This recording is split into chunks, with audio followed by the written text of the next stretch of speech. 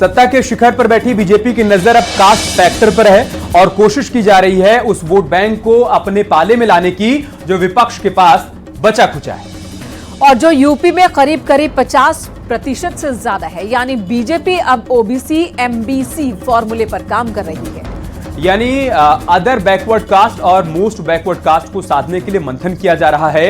आंकड़ों पर नजर डालें तो 2019 में बीजेपी को 44% ओबीसी वोट मिले थे, लेकिन 2024 के चुनाव में 52% ओबीसी मतदाता को साथ लाने की कोशिश हो रही है। साथ ही बीजेपी की नजर ओबीसी की 79 जातियों पर भी है जिन्हें योजनाओं के लाभ का मंत्र दिया जाएगा और साथ ही ओबीसी वर्ग को साधने के लिए बीजेपी के दिग्गज उत्तर प्रदेश में रैली करते हुए नजर आए और इसके लिए बीजेपी कार्यकर्ताओं की टीम बनाई जाएगी।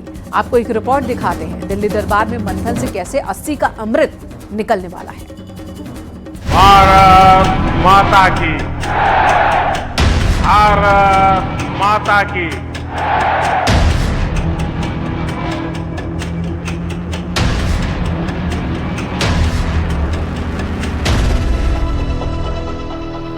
बिहार में जातीय जनगणना के बाद उत्तर प्रदेश में हर पार्टी कास्ट फैक्टर पर चौकन्नी है। बीजेपी खुद अदर बैकवर्ड और मोस्ट बैकवर्ड कास्ट को साधने के टास्क पर काम कर रही है और ओबीसी एमबीसी फॉर्मूले के साथ अब मैदान में उतरने वाली है। बीजेपी उस 60% वोट बैंक को पाले में लाना चाहती है जो 80 के लक्ष्य को साधने के लिए काफी अहम है और जरूरी है, जिसके लिए प्लान तैयार हो चुका है। भारतीय जनता पार्टी के इसी ओबीसी वोट बैंक में सेंध लगाने के लिए विपक्षी दलों ने भी जातीय जनगणना की मांग तेज कर दी है, लेकिन भारतीय जनता पार्टी गैर यादव ओबीसी पर अपना पूरा ध्यान केंद्रित कर रही है, क्योंकि ये बात हर राजनीतिक पंडित जानता और मानता है कि नई दिल्ली का रास्ता यूपी से होकर जाता है। बात उत्तर प्रदेश की हो या देश की, ओबीसी अब बीजेपी के पक्ष में दिखाई देता है। यूपी में बीते कुछ चुनावी परिणामों से तो ऐसा ही संदेश गया है और पिछड़ों पर इसी पकड़ को मजबूत करने के लिए दिल्ली में बीजेपी की अहम बैठक हुई। इसमें उत्तर प्रदेश के मुख्यमंत्री योगी आदित्यनाथ और प्रदेश अध्यक्ष भूपेंद्र चौधरी शामिल हुए। बीजेपी का फोकस पिछड़ा वर्ग के 52% मतदाताओं पर है। ओबीसी की 89 जातियों पर बीजेपी की नजर है। इसके लिए बीजेपी कार्यकर्ताओं की टीम बनाई जाएगी। बीजेपी के कार्यकर्ता हर घर दस्तक देंगे। ओबीसी चेहरों के साथ पार्टी ने बैठक ऐसे समय बुलाई है जब सपा के बाद कांग्रेस ने भी जातीय जनगणना के मुद्दे को हवा देना शुरू कर दिया है। विपक्षी दलों की नजरें ओबीसी समेत अन्य जातियों को लुभाने पर हैं। बिहार में हाल ही में जातीय जनगणना के आंकड़े जारी कर बीजेपी पर दबाव बढ़ाने की कोशिश की गई है। ऐसे में 80 लोकसभा सीटों के चलते यूपी एजेंडे में सबसे अहम है। पार्टी निरंतर संगठनात्मक बैठकें करती है। भाई 5 राज्यों का चुनाव है, हमें भी राजस्थान में लगाया गया है। तो भारतीय जनता पार्टी के कार्यकर्ता, शीर्ष नेतृत्व निरंतर अपनी एक रणनीति, एक तैयारी शुरू रहती है। निरंतर बैठकें होती रहती हैं कि कैसे हमें अपनी सरकार की उपलब्धियां जनता के बीच हम ले जाएं और किस तरीके से हम रणनीति को तैयार करें।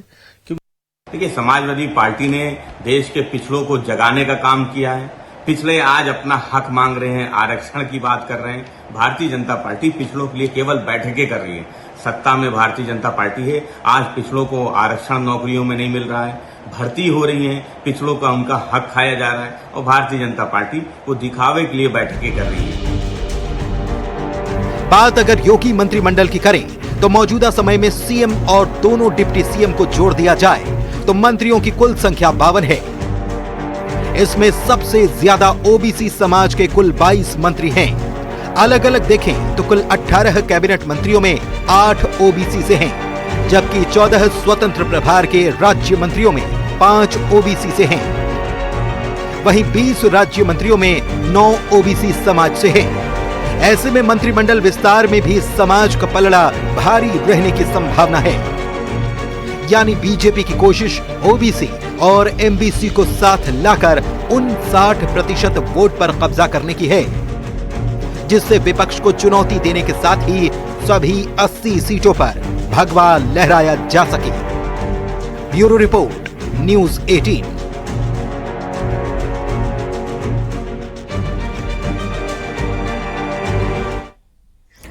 इधर समाजवादी पार्टी ने गठबंधन सहयोगियों के लिए एक लाइन खींच दी है, जिसके पास सिर्फ 15 सीटें ही हैं, जिसे कांग्रेस, आरएलडी और अपना दल कमेरावादी तीनों के बीच बांटना है। लेकिन खुद अखिलेश यादव अपने पास 65 सीटें रखे हुए हैं। यानी एक बार फिर मध्य प्रदेश की लड़ाई उत्तर प्रदेश में दिखने वाली है, क्योंकि यूपी की 80 सीटों पर समाजवादी पार्टी की तैयारी चल रही है। अखिलेश यादव की तरफ से जो बातें कही गई वो हम आपको बता देते हैं। दरअसल अखिलेश यादव ने अपने पास कम से कम 65 सीट रखने की बात कही है, तो वहीं आरएलडी को 10 सीटें देने की बात उनकी तरफ से कही जा रही है। उत्तर प्रदेश में कांग्रेस को सिर्फ 5 सीट पर ही संतुष्ट होना होगा। अगर अभी तक समाजवादी पार्टी जो सोच रही है वैसा ही होता है तो, अगर गठबंधन के साथ रही तो। वहीं अपना दल कमेरावादी के लिए सीटों पर फैसला लिया नहीं गया है, यानी एक बार फिर से इंडी गठबंधन में सीटों के मोलभाव पर तनाव बनता हुआ नजर आ रहा है। इसी पर दिखाते हैं आपको एक रिपोर्ट।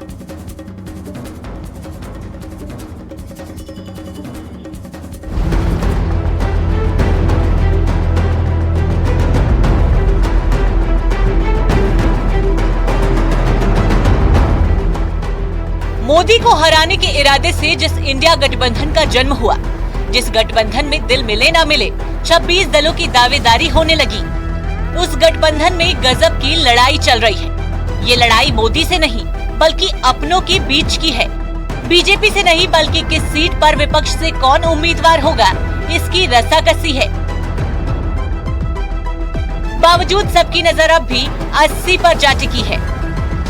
लोकसभा चुनाव के लिए समाजवादी पार्टी की तरफ से 65 सीटों पर चुनाव लड़े जाने के दावे की हकीकत को हर कोई जानना और समझना चाहता है। जानकार यही मानते हैं कि समाजवादी पार्टी की तरफ से उछाला गया यह सवाल न सिर्फ इंडिया गठबंधन में तमाम चीजों को नब्ज टटोलने की कोशिश करेगा, बल्कि पीडीए की कसौटी को भी परखने की कोशिश करेगा। इस सियासी एक्सरसाइज में ना तो कोई कॉम्प्रोमाइज कर रहा है और न ही कोई सहयोगियों के लिए सीट छोड़ने को तैयार है। समाजवादी पार्टी सभी 80 सीटों का खाका तैयार कर रही है, तो कांग्रेस की भी तैयारी 80 सीटों पर लगभग पूरी हो चुकी है। ऐसे में टीम इंडी के बीच सीटों का बंटवारा कैसे होगा, ये बड़ा सवाल है। सपा 65 सीट पर खुद लड़ेगी, आरएलडी को 10 सीटें मिल सकती हैं, कांग्रेस को सिर्फ 5 सीट देने की तैयारी है। ऐसे में अपना दल कामरावादी का क्या होगा, जो खुद को पूर्वांचल में कुर्मी वोट बैंक का अगुवा मान रही है। अभी इस पे कोई चर्चा इसलिए नहीं हो मैं कर सकता कि अभी तो 5 राज्य के चुनाव होने हैं। 5 राज्यों के चुनाव का परिणाम 3 तारीख को आने दिए। सारे अभी हमारे वरिष्ठ नेता लोग उसमें फंसे हैं। वो सारी चीजें सामने आएगी जब इंडिया गठबंधन के सारे मजबूत और बड़े नेता बैठेंगे, तब इस पे कोई डिस्कशन होगा। समाजवादी पार्टी ज्यादा से ज्यादा सीटों पर लड़ेगी, तभी उत्तर प्रदेश में भारतीय जनता पार्टी को रोका जा सकता है। तो संख्या की बात, सीट शेयरिंग की बात कोई नहीं हुई है। जब हमारे नेता माननीय अखिलेश यादव जी ने कह दिया कि समाजवादी पार्टी इंडिया गठबंधन का हिस्सा है, तो इंडिया गठबंधन के जो सारे नेता देश भर के हैं, जब वो बैठेंगे तब तय होगा कि कहां कौन लड़ेगा। आरएलडी और कांग्रेस भी सीटों पर अपने अपने दावे कर रही है। दोनों पार्टी अपने हक की बात कर रही है, लेकिन समाजवादी पार्टी से सीटों के नंबर गेम का फॉर्मूला क्लियर नहीं हो रहा है। और इसका साइड इफेक्ट ये है कि अब गठबंधन में अंदर खाने मनमुटाव की स्थिति बन गई है, लेकिन सामने से अब भी एकजुटता की आवाज बुलंद हो रही है। समाजवादी पार्टी ने अपनी बैठक से यह ऐलान कर दिया है कि अब समाजवादी पार्टी और कांग्रेस के रास्ते अलग अलग हो जाएंगे। लेकिन ज्यादा चिंता का विषय तो राष्ट्रीय लोकदल को लेकर के भी है कि लंबे समय तक राष्ट्रीय लोकदल पिछलग्गू की तरह से समाजवादी पार्टी के साथ साथ चल रही है, लेकिन राष्ट्रीय लोकदल को भी कितनी सीटें मिलेंगी ये भी अब तय नहीं हो पा रहा है। इंडिया गठबंधन पूरी तरीके से मजबूत है। इंडिया गठबंधन पूरी तरीके से जनता के साथ जुड़ा हुआ है और इंडिया गठबंधन के शीर्ष नेतृत्व की आपस में बातचीत हो रही है, जिसमें सीटों को बंटवारा होगा। जब सीटों को बंटवारा होगा तो हम आपको सूचित कर देंगे। परंतु समस्या यह है कि भारतीय जनता पार्टी बहुत बेचैन है इंडिया गठबंधन से, क्योंकि वो अपनी हार मान चुकी है लगभग। तो ऐसे में एक बार फिर विपक्षी दलों के बीच टूट की चिंगारी जल रही है, जो कभी भी आग का रूप ले सकती है। और राजनीतिक पंडित का मानना भी कुछ ऐसा ही है। कल जिस तरीके से उत्तर समाजवादी पार्टी की प्रदेश कार्यकारिणी की बैठक हुई, उसमें सपा के राष्ट्रीय अध्यक्ष अखिलेश यादव ने यह स्पष्ट कर दिया कि वह 80 सीटों पर लड़ने के लिए तैयार है। अगर गठबंधन हुआ तो उन्हें 65 सीटें कम से कम सीट शेयरिंग में रखेंगे और 15 सीटों पर वो अपने सहयोगी दलों को देंगे।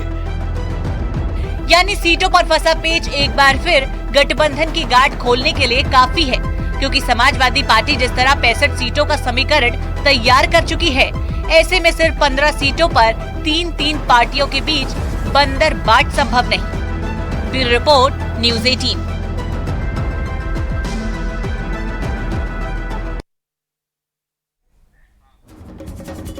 कांग्रेस और समाजवादी पार्टी की लड़ाई में शिवपाल यादव का फाइनल कमेंट आ चुका है। उन्होंने कांग्रेस के लिए उत्तर प्रदेश का रास्ता करीब करीब बंद कर दिया है। दरअसल शिवपाल यादव ने कहा कि कांग्रेस का यूपी में कोई जनाधार नहीं है, यूपी में सिर्फ समाजवादी पार्टी का ही आधार है। साथ ही उन्होंने कहा कि कांग्रेस को यूपी से दूर ही रहना चाहिए। यूपी में सिर्फ समाजवादी पार्टी बीजेपी से लड़ेगी और समाजवादी पार्टी ही बीजेपी को हरा पाएगी। हालांकि उन्होंने ये भी कहा कि कांग्रेस बड़ी और राष्ट्रीय पार्टी है, तो ऐसे में वो दूसरे राज्य में बीजेपी को हराए। आपको शिवपाल यादव का ये बयान सुनाते हैं। कांग्रेस की जिम्मेदारी है इंडिया गठबंधन बनाए रखने का। अगर भारतीय जनता पार्टी को हटाना है तो कांग्रेस की जिम्मेदारी है, क्योंकि राष्ट्रीय पार्टी है, बड़ी पार्टी है, तो उसकी जिम्मेदारी है। तो उनका यहाँ अभी देख ही रहे हो, कुछ है यहाँ, कुछ है नहीं। उत्तर प्रदेश में केवल समाजवादी पार्टी ही बीजेपी को हरा सकती है और हरा।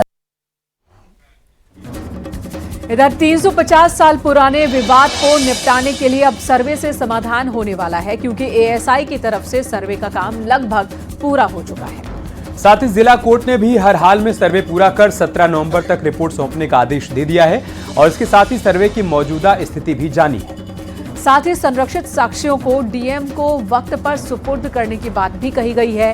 वहीं तहखाने के अधिकार पर दोनों पक्षों से लिखित जवाब मांगा है, जिसके आधार पर दोनों पक्ष के वकील अगली तारीख 8 नवंबर को बहस करेंगे। इसी पर आपको एक रिपोर्ट दिखाते हैं कि ज्ञानवापी मस्जिद है या मंदिर, जल्द ही पता चलने वाला है।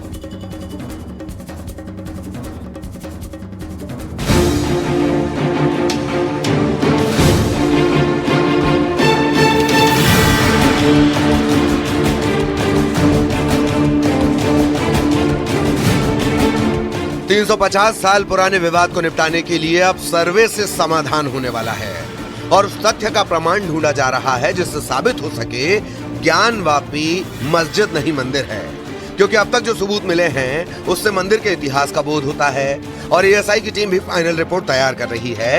इसके लिए कुछ दिनों की मोहलत दी गई है। जो साक्ष्य सर्वे के दौरान मिले थे सब के सब डिस्ट्रिक्ट मजिस्ट्रेट को सुपुर्द कर दी गई है और अब ऐसा कोई प्रमाण अंदर नहीं है और न सर्वे कोई अधिकारी अंदर है, इसलिए सर्वे कार्य रुक गया है, पूर्ण हो गया है। हम चाहते हैं कि रिपोर्ट जो है बनाने के लिए 15 दिन का समय हो। माननीय जिला जज ओके कर दिए, कहे ठीक है 15 दिन समय दे दिए, यानी 17 तारीख को पूर्व जो है माननीय जो है जिला जो है त्रिपाठी जी, आलोक त्रिपाठी जी पेश करेंगे। ज्ञानवापी सर्वे पर कोर्ट ने आदेश दिया है। सर्वे पूरा करने के लिए 15 दिन की मोहलत। एएसआई को 17 नवंबर तक का वक्त मिला। हर हाल में सर्वे रिपोर्ट पूरा कर सौंपनी होगी। तहखाने के अधिकार पर दोनों पक्षों से जवाब मांगा गया है। इसके बाद अब दोनों पक्ष के वकील 8 नवंबर को बहस करेंगे।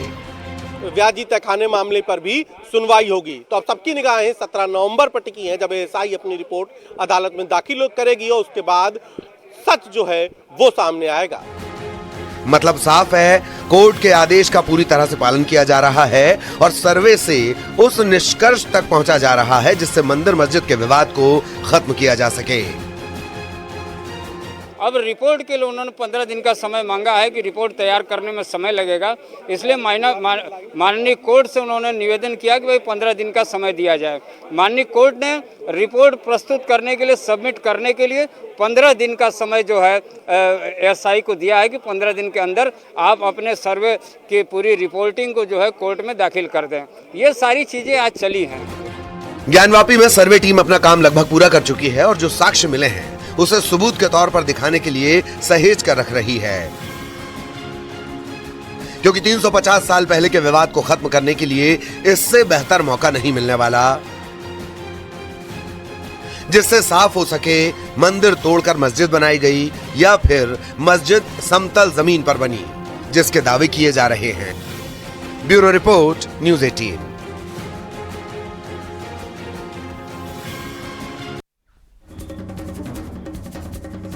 इधर बीजेपी का फोकस अब युवाओं के साथ ही महिला वोट बैंक पर भी है, जिसे साधने के लिए नारी शक्ति वंदन कार्यक्रम का आयोजन पूरे जिले में हो रहा है। हरदोई में भी आयोजन किया गया। इस दौरान सीएम योगी ने 541 करोड़ की सौगात दी और कई महिलाओं को घर की चाबी भी सौंपी और साथ ही संदेश दिया कि अब उत्तर प्रदेश में बेटी की शादी के लिए किसी पिता को कर्ज लेने की जरूरत नहीं पड़ेगी। सरकार की योजनाओं से महिलाओं को पूरा हक मिल रहा है। आपको इसी पर आधारित एक रिपोर्ट दिखाते हैं।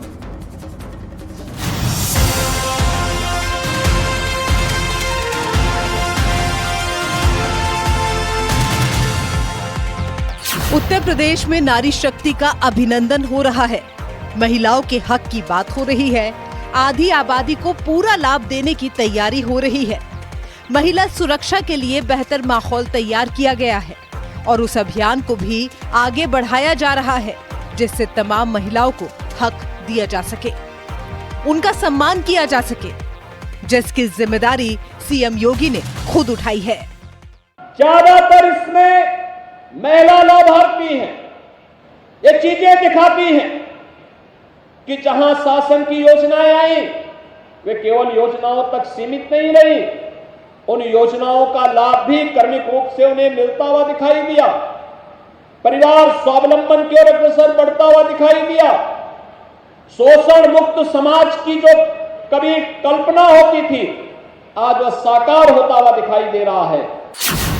सीएम योगी की प्राथमिकता महिलाओं के लिए प्रदेश में बेहतर माहौल तैयार करना है और महिला अपराध से जुड़े मसले को जल्द से जल्द सुलझाना है।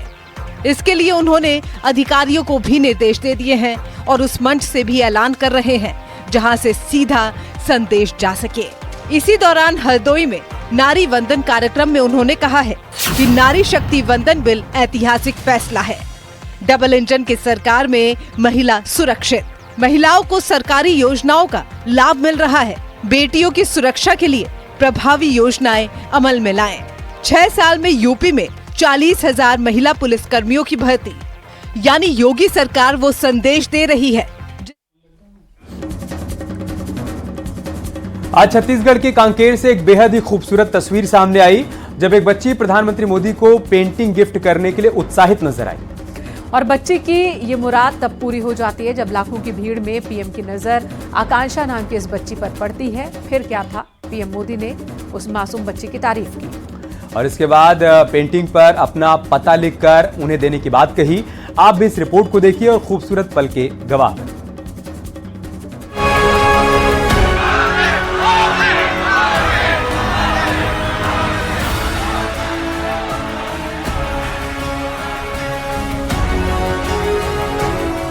मोदी अंकल से मिलने की ललक, प्रधानमंत्री की झलक और हाथों में पेंटिंग इस बात की गवाही देने के लिए काफी है कि कैसे देश के प्रधानमंत्री बच्चों के दिलों पर राज करते हैं, कैसे बच्चों के लिए लोकप्रिय हैं। दरअसल पीएम मोदी छत्तीसगढ़ के कंकौर में रैली को संबोधित कर रहे थे। इसी दौरान एक बच्ची काफी देर से पीएम की पेंटिंग को लहरा रही थी। मंच पर भाषण देते हुए जब उनकी नजर बच्ची पर गई तो पीएम ने भाषण बीच में रोक दिया। उन्होंने ऐसे अंदाज में बच्ची को समझाया कि जनता मोदी मोदी करने लगी। बेटी, मैंने तुम्हारी ये तस्वीर देखी है, तुम इतना बढ़िया काम करके लाई हो, मैं तुम्हें आशीर्वाद देता हूँ, लेकिन बेटी थक जाओगी, तुम कब से खड़ी हो। ये पुलिस के जवानों से मैं कहता हूँ, वो तस्वीर बेटी देना चाहती हो तो ले लीजिए और मुझे जरूर पहुँचाएगी और तुम्हारा पता उसमें लिख देना, मैं जरूर तुझे चिट्ठी लिखूंगा।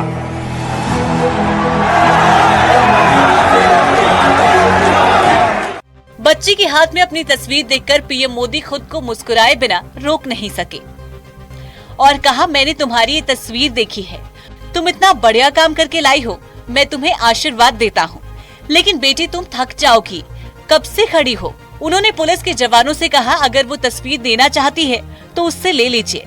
इसके बाद उन्होंने लड़की को पेंटिंग के लिए थैंक यू कहा। बाद में उन्होंने कहा कि पेंटिंग के पीछे अपना पता लिख देना, मैं तुमको जरूर चिट्ठी लिखूंगा। बेटी, मैंने तुम्हारी ये तस्वीर देखी है, तुम इतना बढ़िया काम करके लाई हो, मैं तुम्हें आशीर्वाद देता हूँ। लेकिन बेटी थक जाओगी, तुम कब से खड़ी हो।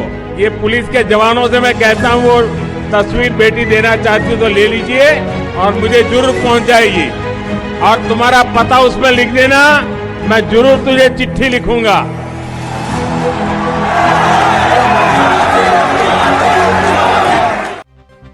चुनावी राज्यों में पीएम मोदी की रैली के बीच ये तस्वीर मोदी के व्यक्तित्व और देश के नेतृत्व दोनों की तारीफ कर रहा है, क्योंकि जिस तरह पीएम मोदी खुद इस मासूम की तरफ आकर्षित हो गए, वो सारी कहानी बताने के लिए काफी है। पेंटिंग बनाना इसलिए मन में आया क्योंकि मुझे पता चला नरेंद्र मोदी जा रहे हैं, इसलिए मुझे लगा कि आज उनके लिए बनाना चाहिए। मोदी जी आपका पेंटिंग देखे मन से, कैसे लगा, क्या बोले? वो मुझे बहुत अच्छा लगा और वो बोले कि आप हाथ नीचे कर सकते हैं, मैंने आपका पोस्टर देखी है और बहुत अच्छे, मैं आप उस पे एड्रेस लिख दीजिए, मैं आपको भेज दूंगा चिट्ठी। लेटर लिखने की बात कही है मोदी जी ने, तो क्या लेटर का इंतजार रहेगा? बहुत रहेगा जी। क्या उम्मीद है बच्चे, और आप तो स्कूल में, आप तो मोदी जी ने आपको पूछा है तो बहुत नाम भी होगा। हाँ होगा, मुझे बहुत प्राउड भी फील। जिस तरह बच्ची ने पीएम मोदी को तस्वीर भेंट की और प्रधानमंत्री ने लाखों की भीड़ में उस बच्ची की तारीफ की, अब इसकी तारीफ पूरे देश में हो रही है, क्योंकि बच्चों के प्रति मोदी का प्रेम जग जाहिर है और ये लेटेस्ट तस्वीर इस बात की गवाही दे रहा है। Bureau report, news 18।